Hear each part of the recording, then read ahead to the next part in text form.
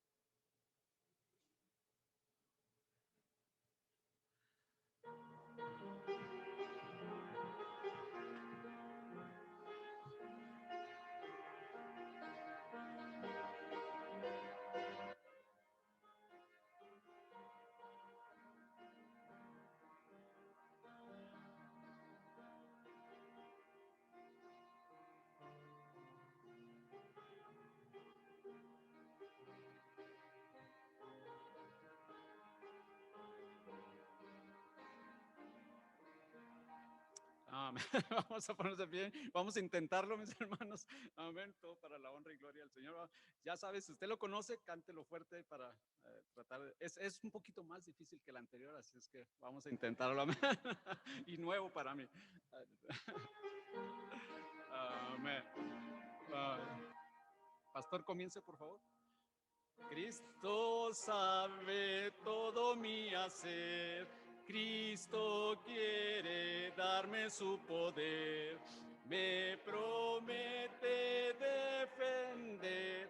Él conmigo siempre está. Mi Dios amoroso es. Mi Dios poderoso es. Mi Dios fiel y justo es, Él conmigo siempre está.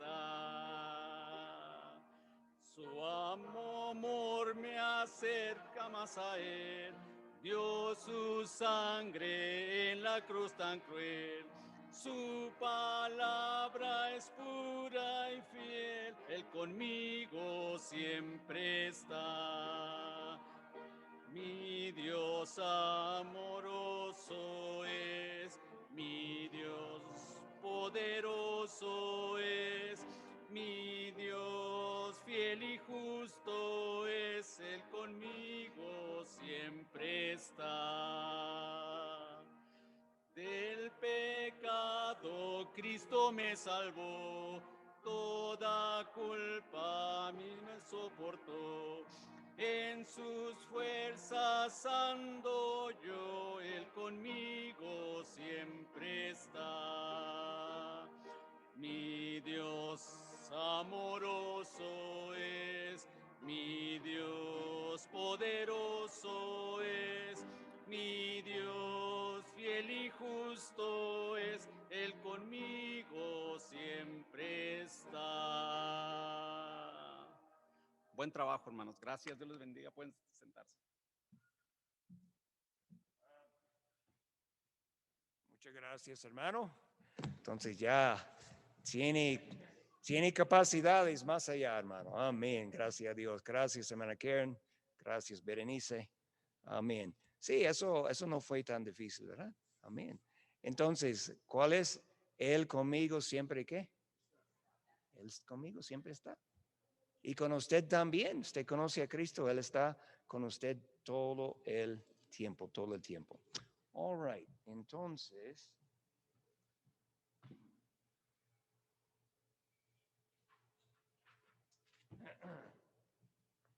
tengo una hoja para ustedes, pero no para la primera parte, pero cuando llegamos a la otra parte del mensaje. Estamos en el libro de Daniel, capítulo 9. Daniel, capítulo 9. Lo que quiero hacer esta mañana, si el Señor permite, es, wow, tengo mucho tiempo. Ustedes pueden mirar este reloj ahí. 9:30. Wow, qué mucho tiempo tenemos. No, pero yo sé que eso no es la hora correcta.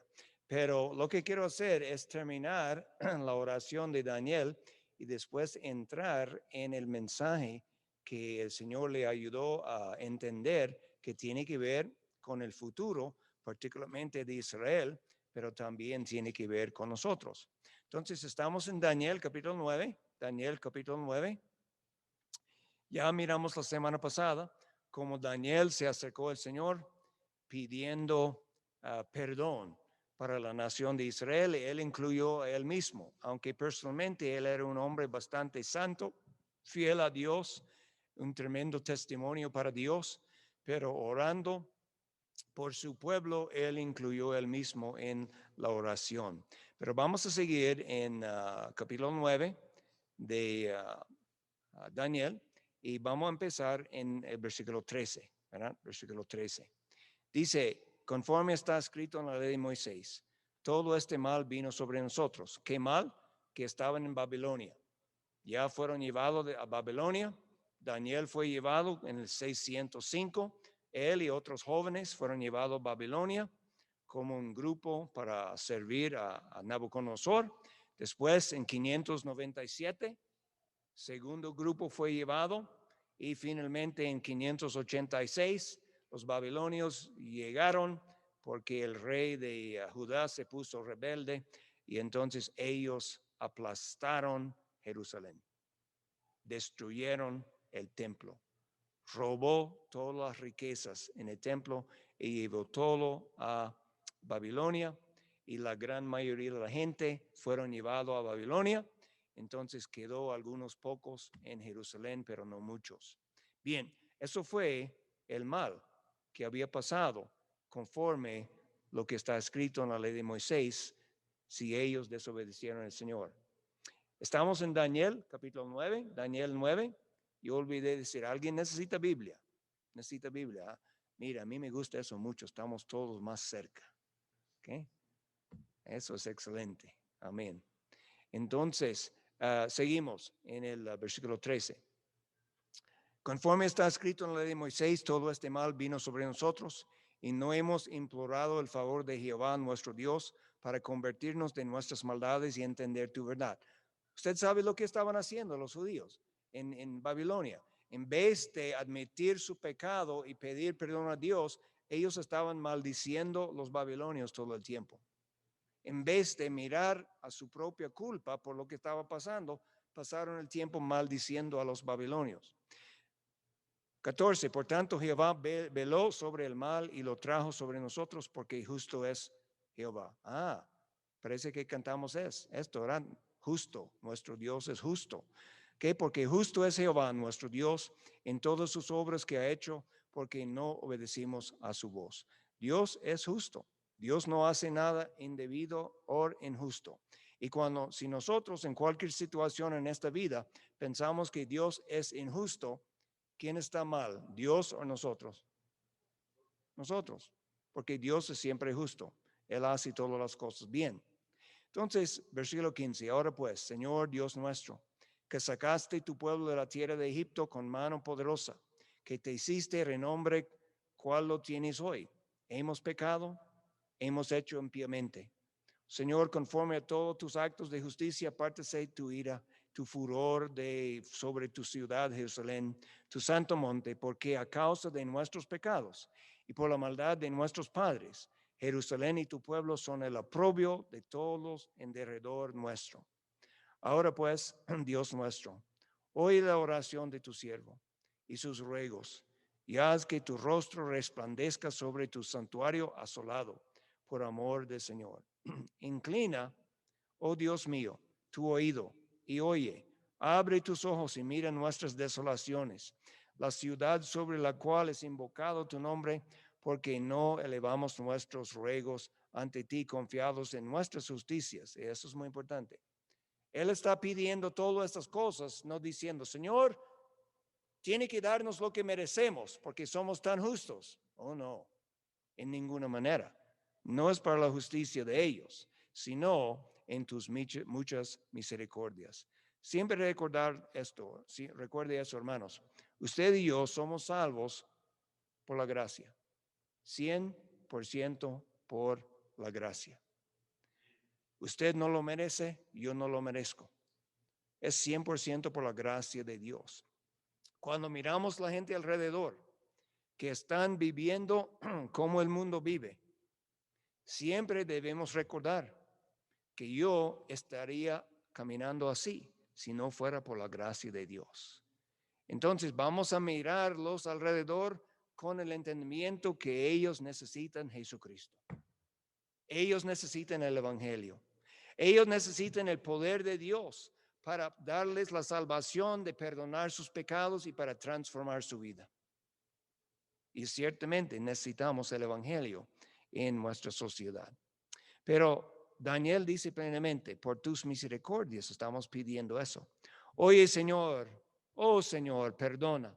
Presta oído, Señor, y hazlo, no tardes, por amor de ti mismo. ¿Okay? Eso es interesante también, por amor de Él mismo. El amor de Dios es un amor perfecto. Pregunto a ustedes eso, y es algo tal vez un poco profundo, pero no mucho. Antes de la creación, cuando había Padre, Hijo y Espíritu Santo, nadie más. ¿Quién fue que Dios amó? Bueno, el Padre amó al Hijo, El Hijo amó al Padre, el Espíritu amó a los dos y ellos amaron al Espíritu. Fue un amor perfecto, porque Dios es amor. Siempre tenemos que recordar eso. Dios no se puso amor después de la creación. Dios es amor desde la eternidad. Y Él dice, por amor de ti mismo, Dios mío, por tu nombre es invocado sobre tu ciudad y sobre tu pueblo. Aún estaba hablando y orando, confesando mi pecado y el pecado de mi pueblo, Israel, y derramaba mi ruego delante de Jehová, mi Dios, por el monte santo de mi Dios. Aún estaba hablando en oración cuando el varón Gabriel, ustedes saben quién es Gabriel, ¿verdad? Gabriel es uno de los ángeles más altos mensajeros de Dios y parece que apareció en la forma de un varón, un hombre. El varón Gabriel, a quien había visto en la visión al principio, volando con presteza. Aquí está la cosa que quiero darle. Cuando usted mira en el día de hoy, casi todos los dibujos que hacen de ángeles, ellos siempre tienen que alas, ¿verdad? Pero nosotros no sabemos si ángeles tienen alas. Sabemos que los serafines en el libro de Isaías, capítulo 6, tenían 6 alas. Pero los otros ángeles no sabemos si ellos tienen alas o no. Ellos no necesitan alas para volar. Ellos pueden volar mucho más rápido que un águila, ¿verdad? De un jet. Ellos pueden volar, pero no necesariamente necesitan alas. Dice aquí, volando con presteza. Vino a mí como a la hora del sacrificio de la tarde, como a las 3 de la tarde. Me hizo entender y habló conmigo diciendo que eso es el ángel Gabriel hablando con Daniel. Daniel, ahora he salido para darte sabiduría y entendimiento. Al principio de tus ruegos fue dada la orden y yo he venido para enseñártela, porque tú eres muy amado. Entiende pues la orden y entiende la visión. Ok, Daniel estaba orando particularmente para entender cuándo es que los 70 años que Dios había dicho la cautividad de Israel iba a tardar, 70 años en Babilonia, estaba pidiendo para eso. Pero como Dios es muy generoso, le va a dar a Daniel mucho, mucho más que lo que él pidió. ¿No es Dios así? Nosotros pedimos algo y Él nos da más que podemos entender o pedir. Él es muy generoso. Ok, vamos a hacer lo siguiente aquí. Voy a pedir aquí si puedo tener hermano José Casas y déjame ver, bueno, vamos a tener hermano Antonio que está aquí al frente. Si puede entregar estas hojas, ¿verdad? Y eso nos va a ayudar a entender la lección que el ángel dio a Daniel.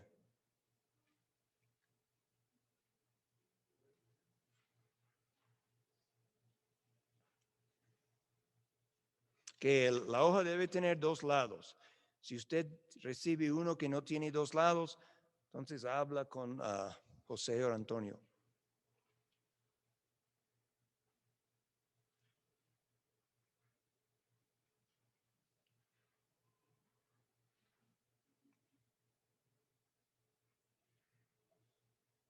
All right. Entonces, mira el lado que dice las 70 semanas de Daniel. Las 70 semanas de Daniel. All right.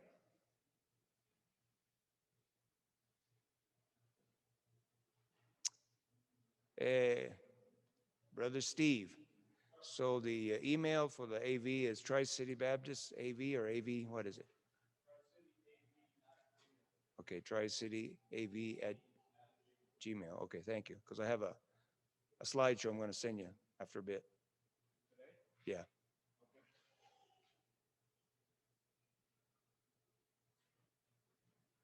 All right, todos estamos. Oh, falta?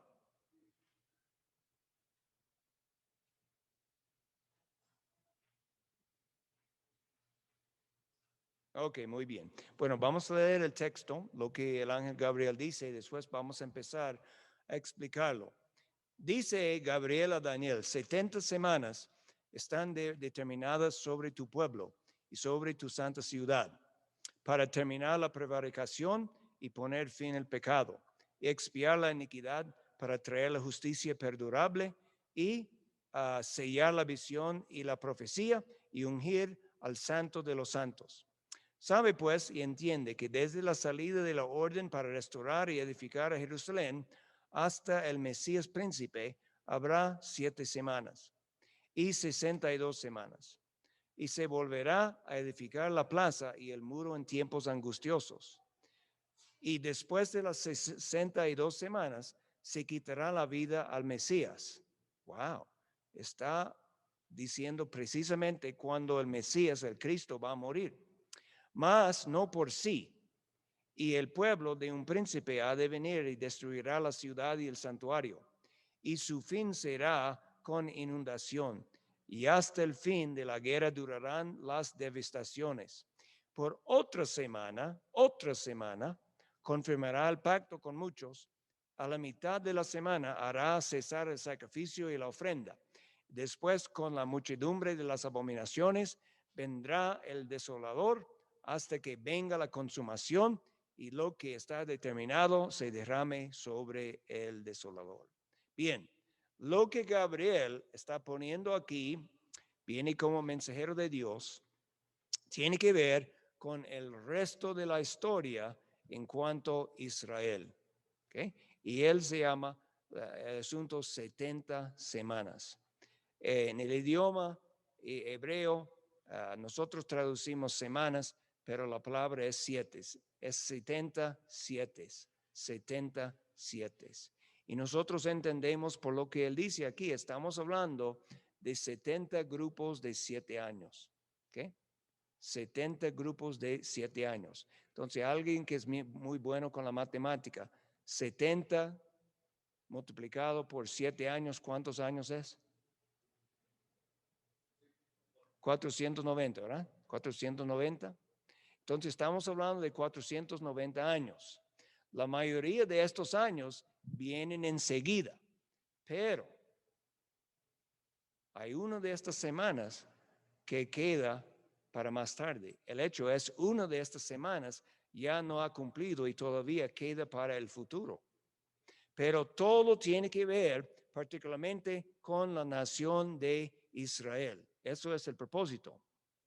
Porque Daniel estaba pidiendo acerca de Israel y Dios le está dando el plan de lo que va a pasar para el, como decimos, el timetable de Dios, el horario de Dios, el calendario de Dios en cuanto a Israel.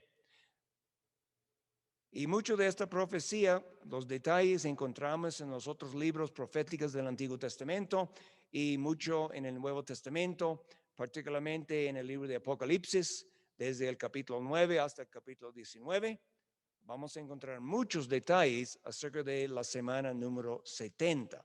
Pero vamos a ver, y lo que vamos a hablar aquí está un poco complicado, pero no preocupe, usted no va a tener un examen sobre eso. Solamente tiene que memorizar esto y va a sacar 100%, nada más, ¿verdad? Pero decimos, ¿por qué es importante para nosotros de entender estas cosas? Número 1, la gran mayoría de lo que estamos leyendo aquí para nosotros es el pasado.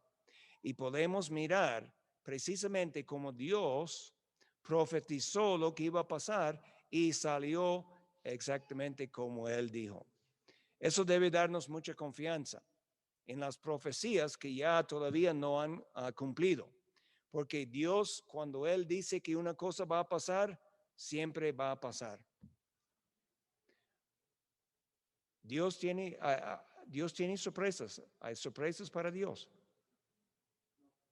¿Algo se sorprende a Dios? Dios no está sorprendido.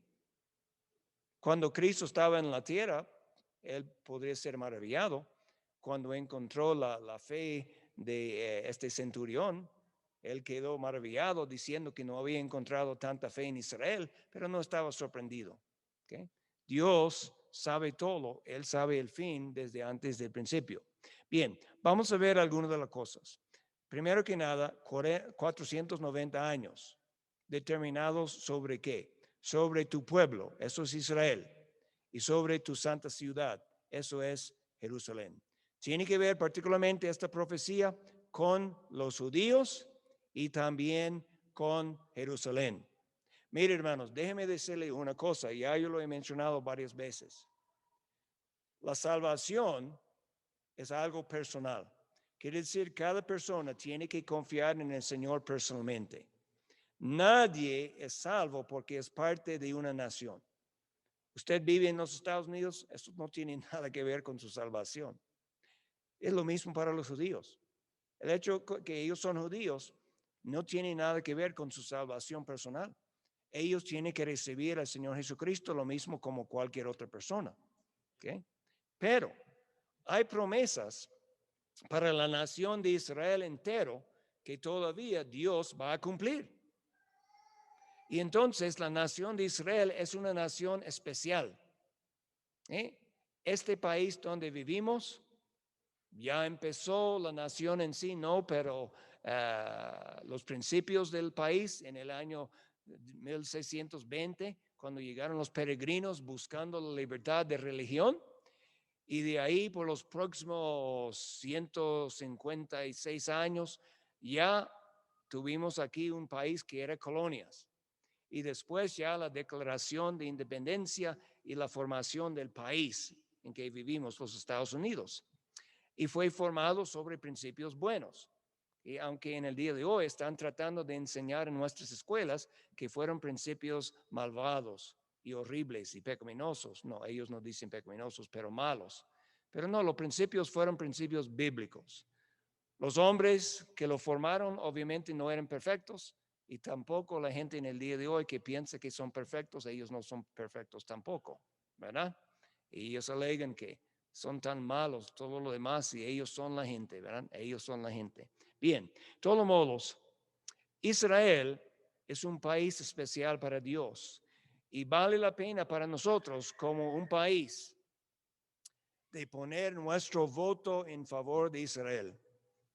¿Israel hace todo perfecto? No, ellos no hacen todo perfecto, pero todavía es el pueblo de Dios. Y si usted escucha la gente hablando porque está creciendo este sentir en nuestro país, está creciendo en las universidades, donde supuestamente hay mucha tolerancia. Hay tolerancia para lo malvado, pero no hay tolerancia para lo bueno.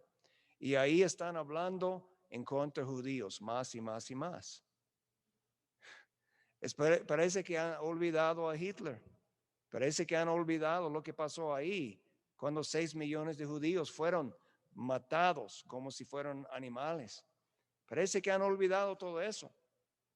Pero ya vivimos en un mundo que está poniendo loco. Pero para usted y yo, debemos orar para Israel, debemos orar que los judíos vienen a Cristo, porque si mueren sin Cristo van al infierno. Eso debe ser la actitud del creyente hacia Israel, que una actitud positiva, un entendimiento que es la nación de Dios y Dios no ha terminado con la nación. El judío que rechaza a Cristo va al infierno, lo mismo como cualquier otro, ¿verdad?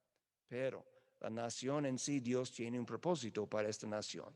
All right, vamos a ver algunos de los detalles aquí y tiene que quedar conmigo en cuanto a eso. Algunos de los detalles de las 70 semanas. Que él dice, primero que nada, tiene que ver con terminar la prevaricación, ¿okay? Porque Israel había pecado, poner al fin el pecado, expiar la iniquidad y traer la justicia perdurable. Bien, toda esta parte, poner fin al pecado, expiar la iniquidad, traer la justicia perdurable, tiene que ver con una persona en particular y eso es el Señor Jesucristo. No olvidamos que Cristo fue un judío. Yo espero que no olvidamos, ¿verdad? Que Él vino desde el linaje de Abraham, Isaac, Jacob, ¿verdad? Era del tribu de Judá y la familia real, porque Cristo es el Rey de Reyes y Señor de Señores. Y Él vino y fue nacido de una virgen judía, ¿verdad? Sin padre biológico. Y Él nació en Israel, creció aprendiendo la palabra de Dios ahí y después predicando la palabra de Dios y cumpliendo todo lo que la Biblia había profetizado acerca de la primera venida del Señor Jesucristo. Eso tiene que ver con estos versículos.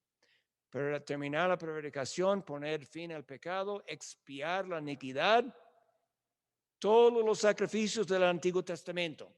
empezando con el tiempo de Abraham y todos los sacrificios de Israel, todos los galones de sangre que fue derramado con los animales, becerros, ovejas, toda esta sangre que fue derramada.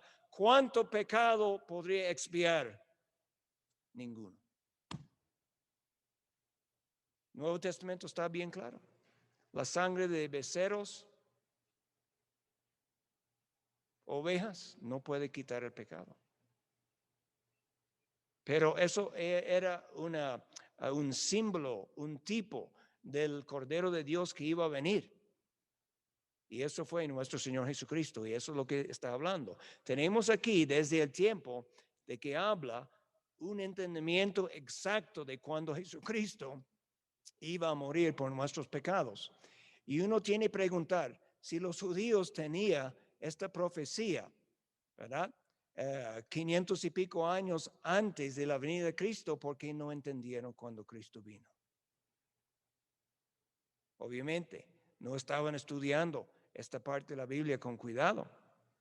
Dice entonces, versículo 25, que tiene que ver con Israel, tiene que ver con la santa ciudad, y esta parte que vamos a ver tiene que ver con la expiación del pecado, con el Señor Jesucristo.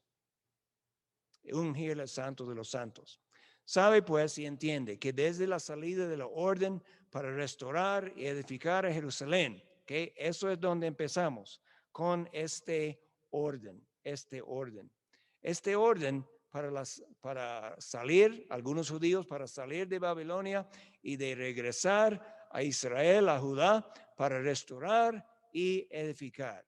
Que desde este orden fue dado por un rey pagano hasta el Mesías príncipe, Jesucristo, habrá 7 semanas y 62 semanas. Está dividido en dos partes y vamos a ver por qué. Entonces, 7 semanas y 62 semanas. ¿Cuántas semanas es en total?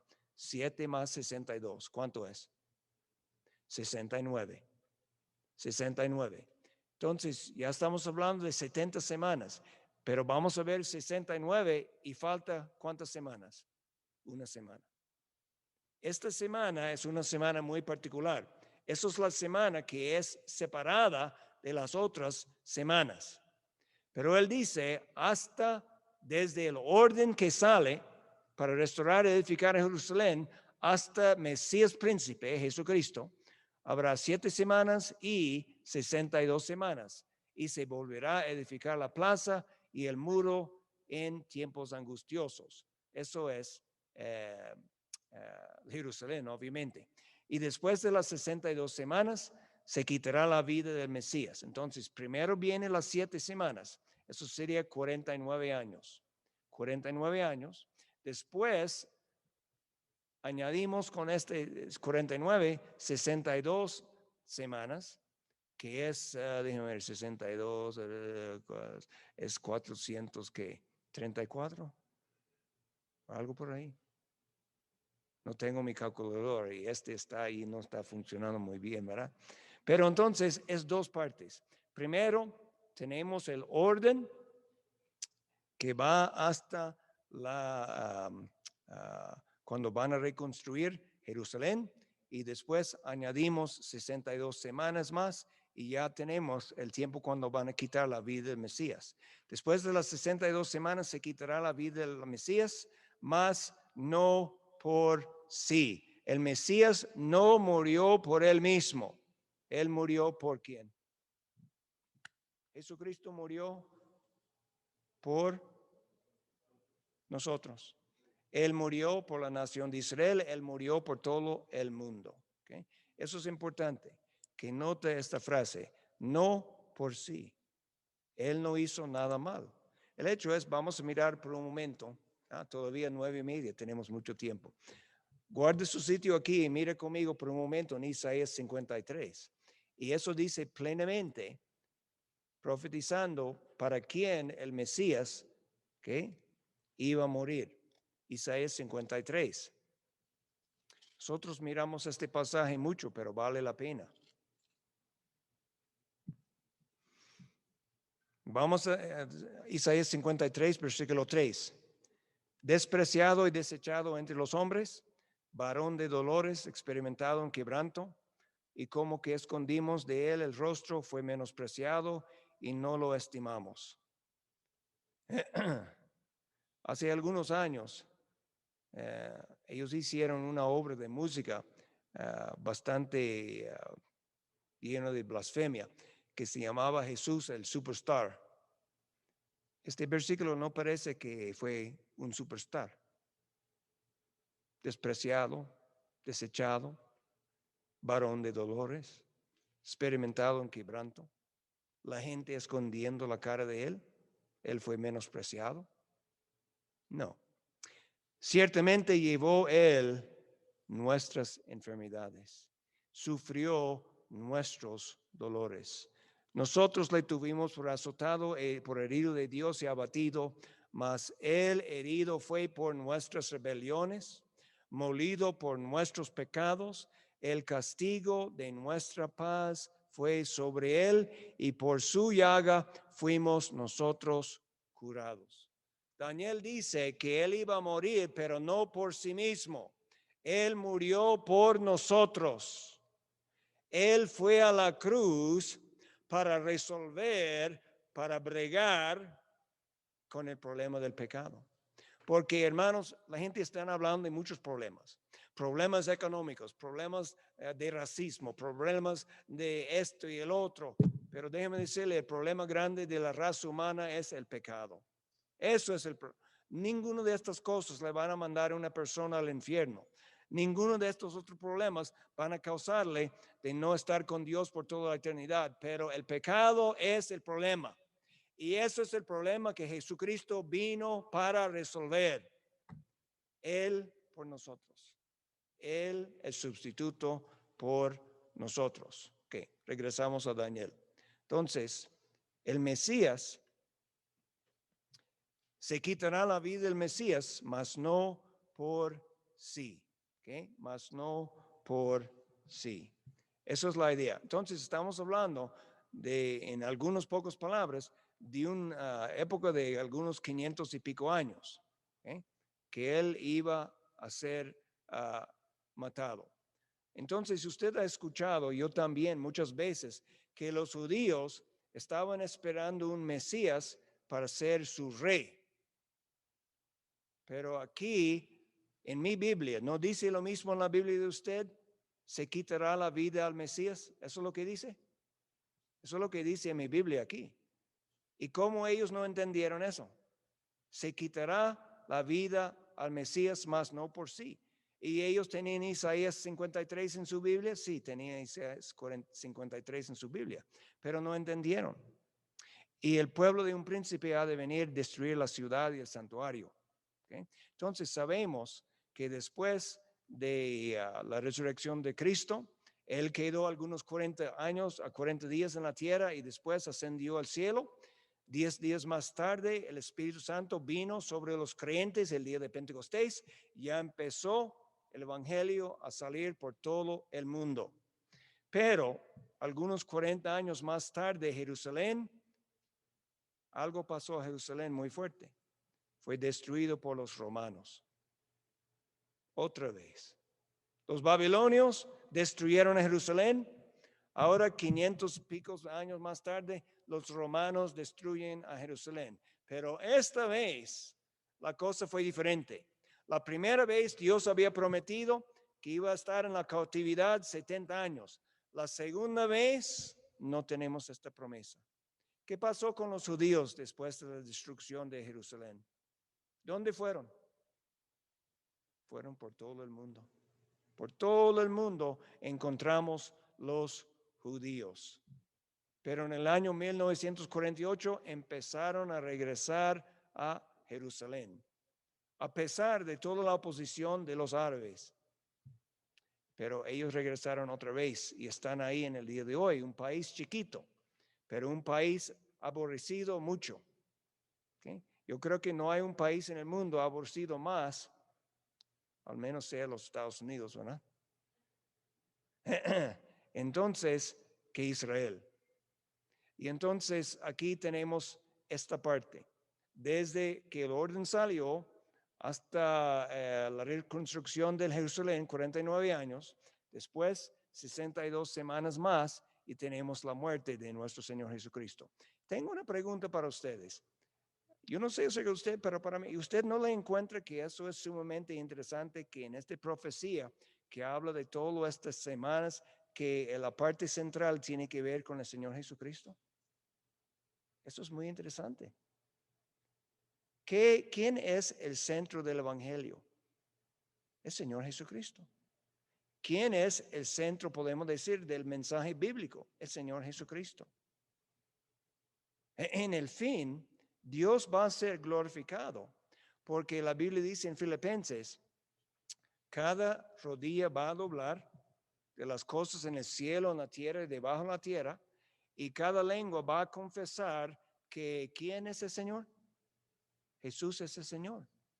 ¿Por qué? Para la gloria de Dios Padre. Entonces, Cristo es en el centro de todo, incluyendo esta profecía tan importante de las 70 semanas. Ok, mira su hoja aquí por un momento. Mira su hoja aquí por un momento. Usted puede ver el gráfico aquí en la parte de las 70 semanas de Daniel. Mira la primera parte. Dice, mandato de restaurar a Jerusalén 445 antes de Cristo. ¿Okay? Eso está hablando muchos años después que Daniel, 445. Entonces, ahí lo mira, donde dice termina la construcción 396 antes de Cristo. Y esos son los 49 años. Abajo dicen Daniel 9:25, 49 años, 7 semanas. 7 semanas. Okay. Después de este punto, cuando la construcción está terminado, ya está terminado en el tiempo de Nehemías, y tenemos un libro, Esdras, y Nehemías habla de la reconstrucción y la terminación de los muros de Jerusalén. ¿Okay? Entonces, desde este punto, ya contamos otros 434 años y ya vamos al Mesías cuando él iba a morir. Y esos son la mayoría de los años, la mayoría de los años. El total de los 69 semanas es 483 años, 483 años. Pensamos, para tener una idea de 476 años, ¿cuándo fue? Ustedes deben saber algo de esta historia. Yo lo aprendí cuando yo era un niño en la escuela elemental en Arizona. Nos enseñaron estas historias. Pero ¿cuándo fue más o menos que Hernán Cortés llegó a México? ¿Okay? ¿Hace cuántos años? Más o menos. Entonces, 1490 y pico, ¿verdad? Por ahí. Entonces, ¿qué? Ya desde ahí estamos ahora en el 2021. Estamos hablando de más de 500 años. Y durante estos 500 años, piensa de todo lo que ha pasado en esta parte del mundo, pero en la tierra entero. ¿Qué mundo diferente fue cuando Cortés llegó a México que el mundo que encontramos en el día de hoy? Para darle la idea de los años. Y entonces, eso es la época que estamos hablando, desde cuando esta profecía fue dado hasta la venida y la muerte del Mesías. Entonces podría estudiar muchos de los detalles acerca de eso, pero vamos a seguir adelante en las otras partes. ¿Okay? Bien, entonces dice, hablando de la destrucción de la ciudad y el santuario, hablando de eso, cuando los romanos iban a destruir a Jerusalén, le habían pedido para no tocar el templo de Dios, y el jefe de los romanos estaba de acuerdo, pero los judíos se pusieron adentro del templo para pelear hasta el fin, y de alguna manera fuego empezó. Los judíos culpan a los romanos culpan a los judíos. No sabemos quién prendió el fuego, pero el templo de Dios se quemó Y dice que mucho del oro que ya no estaba rescatado antes y robado, el oro tal vez que estaba parte de la misma estructura, se puso líquido y empezó a fluir entre los ladrillos en la calle. Y cuando se puso más frío, habla de los soldados romanos con sus espadas sacando el oro de los grietas entre los ladrillos. Interesante. Pero entonces fue destruido. Y entonces habla de su fin y todo. Pero vamos a mirar el 27 y poner más tiempo aquí en eso, porque lo más probable estamos más interesados en esto. Bien. Entonces, por otra semana. Y esta otra semana es lo que nos queda para el futuro. Mira en su hoja. Tenemos aquí, el Mesías es quitado, eso es que Cristo murió por nosotros y resucitó. Y ahora estamos viviendo en la era de la iglesia, que dice gracia. Bueno, claro, Dios siempre está tratando con gracia en el Antiguo Testamento y el Nuevo, pero eso es la era de la iglesia. La iglesia, como sabemos, es completamente diferente de Israel. Israel fue una nación. La iglesia es una propiedad especial del Señor Jesucristo. Nosotros pertenecemos a Cristo. Eso es la época de la iglesia. Entonces, la época de la iglesia va a terminar con lo que se llama el arrepentimiento de la iglesia, o nosotros decimos el rapto. Eso es cuando Cristo viene para sacar todos los creyentes de este mundo. Y ya termina lo que nosotros llamamos el tiempo de los gentiles. Algunos incluyen la tribulación, pero yo creo que no, que la tribulación es particularmente para Israel. Entonces, ¿quién está arriba? ¿Quién tiene la ascendencia durante esta época? Las naciones gentiles. Es durante la época de la iglesia, la era de la iglesia. Entonces estamos viviendo en este tiempo. ¿Cuán cerca estamos al punto donde viene Cristo para sacar a los creyentes? ¿Alguien recibió noticias de cuándo es que Cristo viene? ¿No? Y yo tampoco. Algunos pretenden. Lo último, ahora yo no estoy al día, pero lo último que yo recuerdo fue hace algunos años. Supuestamente un hombre había entendido de la Biblia. Siempre es de la Biblia que ellos lo entienden, ¿verdad? Precisamente cuando Cristo iba a venir. Pero si Cristo vino, yo no miré nada, ¿verdad? No, Cristo no vino. Porque Cristo dice, no sabemos. No sabemos cuándo Él viene. Precisamente por eso debemos estar ya listos y ocupados en la obra del Señor, porque no sabemos cuándo Él va a venir. Bien, entonces, si quiere, vamos a mirar por un segundo en 1 Tesalonicenses, y usted puede notar este pasaje. Tal vez usted ya lo conoce, pero 1 Tesalonicenses, capítulo 4, tal vez el pasaje más claro en cuanto al rapto.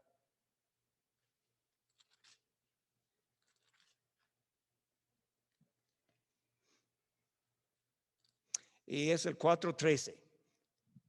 4:13. Y Pablo dice lo siguiente: tampoco queremos, hermanos, que ignoréis acerca de los que duermen, ¿okay? Los que han muerto en Cristo, se llama duermen, para que no os entristezcáis como los otros que no tienen esperanza. Porque si creemos que Jesús murió y resucitó, así también traerá Dios con Jesús a los que durmieron en él. Nota el verbo, así también traerá. Cuando Cristo viene, Él va a traer gente con Él. Quiere decir, Él va a bajar del cielo con un grupo de personas. ¿Quién es este grupo de personas? Es los creyentes que ya han muerto en Cristo. Tal vez algunos parientes de usted, algunos amigos de ustedes que ya han muerto en Cristo, están en el cielo en Cristo, pero están en el cielo con Cristo sin un cuerpo. En el cielo ellos no tienen un cuerpo, solamente el espíritu, el alma, no tienen cuerpo. cuando el Señor viene, Él va a traer todos los creyentes con Él. Y nosotros que estamos en la tierra, bueno, vamos a leerlo.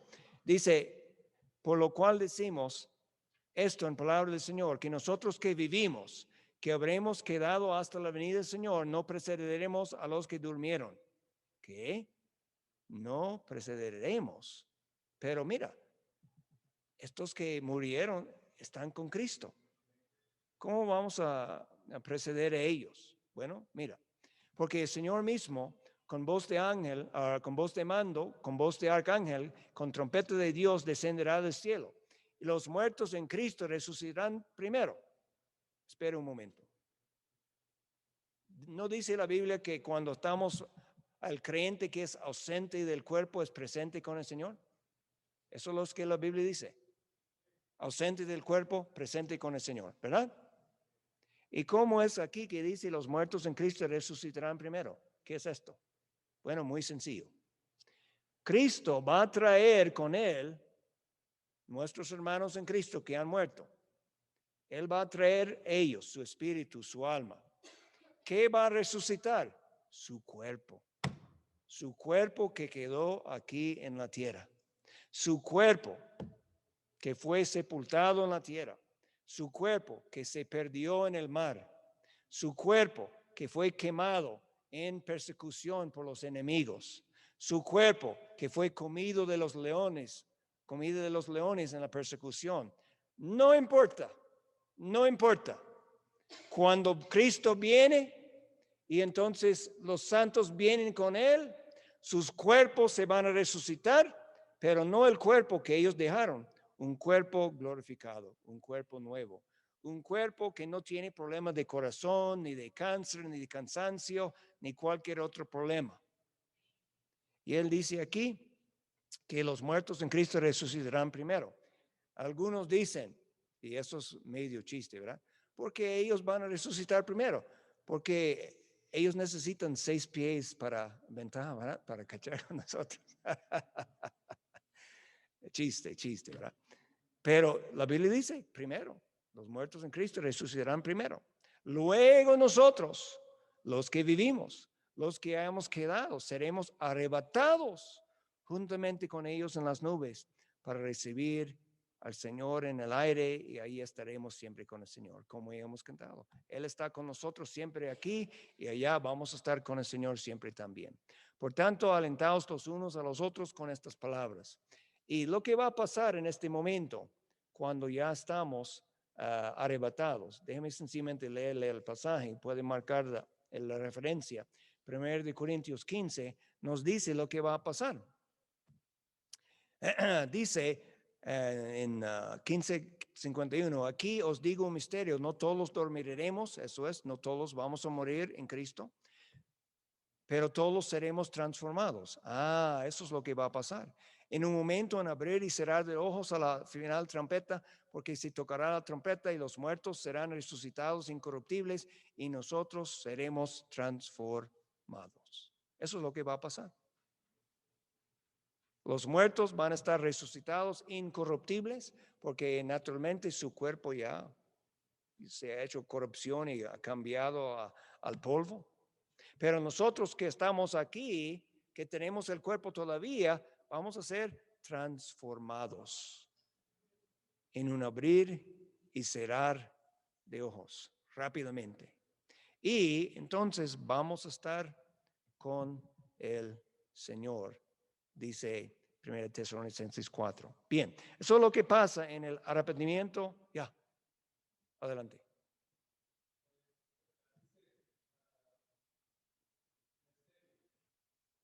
Oh, gracias, hermano, gracias. El hermano está diciendo los domingos por la noche, estudio de 1 Corintios, una cosa, el Dr. Steele nos explicó cuál es un misterio. Un misterio en la Biblia no es un misterio como un libro de misterio, ¿verdad? Con detective y todo eso.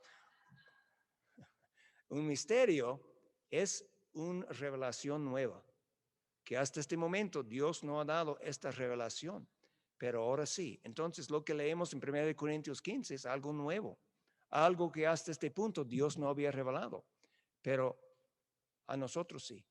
Mire, hermanos, déjenme decirle una cosa y eso es importante. Usted y yo, no en esta época en que vivimos, muy privilegiado. Usted y yo no faltamos ninguna de la revelación de Dios. Tenemos todo aquí. Alguien que viene usted diciendo, bueno, tengo una revelación nueva de Dios. No, no, no. No es la verdad. Tenemos aquí toda la revelación de Dios. No queda más misterios. Tenemos todo. Y eso fue uno. El misterio. No todos dormiremos, pero todos seremos transformados. En este momento glorioso, vamos a ser cambiados, los muertos en Cristo primero y después los que quedamos hasta este momento, transformados, vamos a subir y siempre vamos a estar con el Señor. Bien, entonces, mire su hoja. Pronto tiempo después del arrebatamiento de la iglesia, el rapto, no sabemos cuánto tiempo va a pasar, si es el próximo día o, bueno, una semana o un mes. La Biblia no nos dice precisamente, pero va a empezar la última semana, la semana 70 de Daniel, una época de 7 años, ¿okay? Como habla en Daniel 9:27. Y estos 7 años se cubre en detalle en Apocalipsis 4 hasta Apocalipsis capítulo 19. Tiene que ver con el tiempo, ustedes ya han escuchado del anticristo y todas las cosas que van a pasar. Mencionamos el 666, ¿verdad? Antes, y eso es el tiempo cuando van a poner la marca de 666, precisamente cómo va a aparecer, no sabemos. En el día de hoy tenemos muchas cosas que pueden poner, están implantados chips adentro de uno y cosas así. Nosotros no sabemos precisamente cómo lo van a hacer. Pero en estos 7 años van a haber tremendos juicios sobre esta tierra. Pero habrá un tiempo cuando se van a predicar el evangelio. Van a tener 2 testigos. Muy interesante. Durante esta época que el anticristo no puede dañar hasta el punto que Dios le permite. Pero lo interesante acerca de estos 2 testigos es que ellos van a predicar el evangelio y finalmente el Señor le va a dar permiso de matarles, pero piensa, ¿qué pasa 3 días más después de su muerte? ¿Qué va a pasar? ¿Alguien recuerde? Van a resucitar. Y la Biblia dice que todo el mundo lo va a mirar. Cuando Juan escribió eso en Apocalipsis, en el año más o menos el año 100, 90, 195 por ahí, ¿verdad? ¿Cómo fue posible que todo el mundo podría ver un evento en la tierra? Pero en el día de hoy, ¿es posible que algo que pasa en China todo el mundo puede ver? ¿O algo que pasa en Denver todo el mundo puede ver? ¿O algo que pasa en Jerusalén todo el mundo puede ver? Sí, es fácil, es fácil. No pensamos nada de eso. Usted mira que la Biblia es más al día que cualquier otro libro, aunque fue escrito hace milenios. Bien, entonces, cuando termina este tiempo, va a terminar, vamos a mirar al otro lado y le da algunos detalles, la semana 70 de Daniel. Entonces, eso es más detalle, arrebatamiento, la semana 70. La Biblia lo llama en los primeros 3 años y medio, que se llama, que dice 42 meses, 1260 días, la Biblia dice, el comienzo de dolores.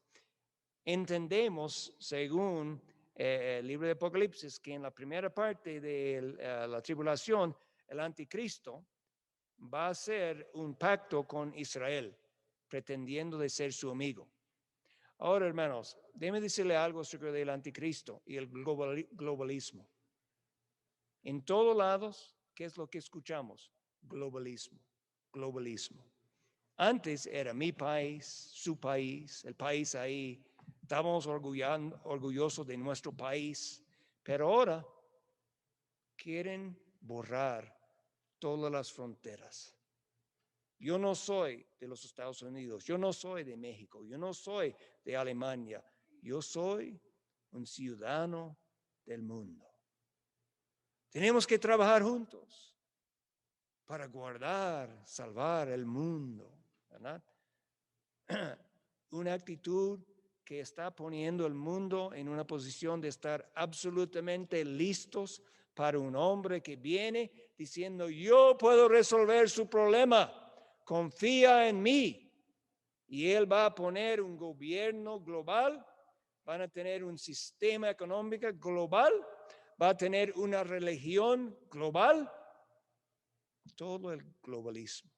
Entonces, no piense por un momento, hermanos, oh, el globalismo, qué bueno. No, hermano, no es bueno. Está poniendo todo para estar listo para el anticristo. El anticristo es el siervo del diablo. Bien, entonces, en el principio, 3 años y medio van a tener un pacto con Israel, pero por la mitad van a hacer algo muy malo. Él va a entrar al templo de Dios. ¿Hay un templo en Jerusalén ahora? No, no hay un templo. Están pensando, han hecho planes, pero todavía no hay un templo de los judíos en Jerusalén. Pero van a tener uno. Puede ser que está construido en el principio de la tribulación o puede ser antes, no sé. Pero el anticristo va a entrar en el templo de Dios y va a entrar en el santo lugar y también ahí van a sacrificar algo como el Antíoco Epífane que sacrificó un puerco en el altar de Dios. Y como usted puede imaginar, eso no fue muy agradecido a los judíos, porque el puerco es un animal prohibido, inmundo. Pero el anticristo va a hacer algo aún más. Va a hacer algo como poner una estatua, alguna cosa ahí, un emblema de él mismo dentro del templo, que la gente no van a adorar a Dios, sino van a adorar a él. Se llama como dice la desoladora, ¿cuál es la palabra en español? No puedo pensarlo. Tiene que ver con desolaciones. Abominación, gracias hermano. La abominación, y eso es precisamente lo que es una abominación desolador. Y eso es algo que tiene que ver con el anticristo. No sabemos precisamente una estatua, un emblema, no sabemos. Pero lo va a poner en el templo. Y por eso los judíos van a entender que es un fraude, es un mentiroso y no es su amigo y ellos van a huir. Por eso la segunda parte se llama la gran tribulación. Es un tiempo de angustia para Jacob. Dura 3 años y medio también. Entonces, 7 años. Bueno, aún durante nuestra vida, si usted vive por un tiempo, 7 años es algo, ¿verdad? Pero no es tan largo comparado con la vida entera. 7 años, mucho va a pasar, muchos juicios, gente llegando a la fe en Cristo. No solamente van a tener los 2 testigos, van a tener 144,000 evangelistas judíos predicando durante la tribulación.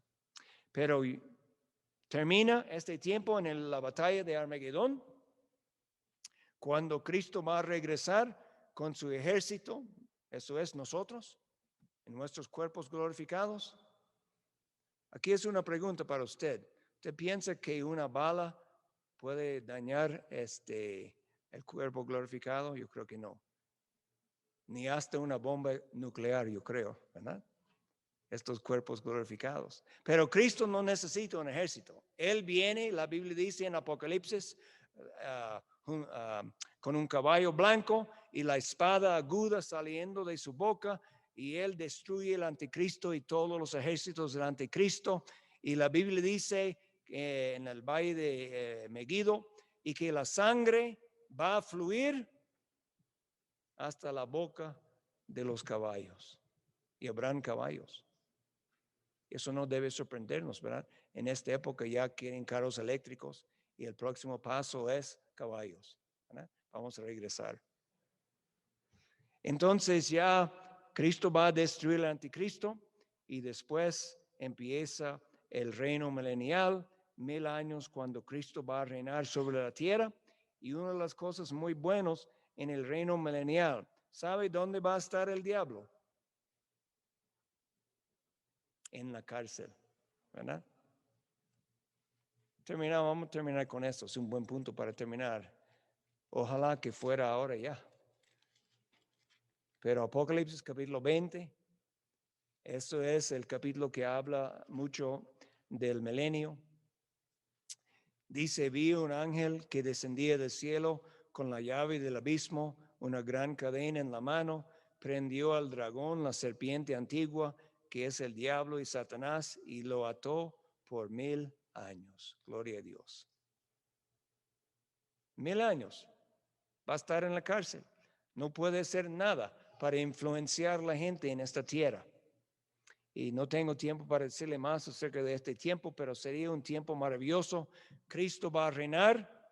Nosotros vamos a ser sus representantes en esta tierra. Un tiempo glorioso, los 1000 años. Bien, entonces, todo eso ya tenemos, por lo menos el bosquejo, en Daniel capítulo 9. Daniel pidió acerca de cuántos años más hasta la cautividad y Dios dio el plan para el resto de la historia. Amén, qué bueno es Dios, qué bueno es Dios. Hermanos, y usted y yo, ¿por qué tenemos que estudiar y saber estas cosas? ¿Solamente para satisfacer nuestra curiosidad? No. Dios nos ha dado estas cosas para mostrarnos la importancia que usted y yo vivimos como soldados de Cristo, como siervos de Cristo en el día de hoy. Que nosotros entendemos que nuestra vida es importante, no solamente para nosotros, no solamente para nuestra familia, sino para el plan de Dios. La vida de usted como creyente es importante para el plan de Dios en esta tierra. No piensa por un momento, bueno, yo no soy importante, lo que yo hago con mi vida no importa. Lo que usted hace con su vida importa mucho y por la eternidad.